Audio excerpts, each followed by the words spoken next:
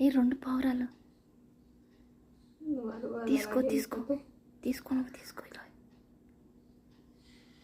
చూడండి ఫ్రెండ్స్, అన్నం పెడితే ఎలా పిచ్చుకలు పావురాలు వచ్చినాయో.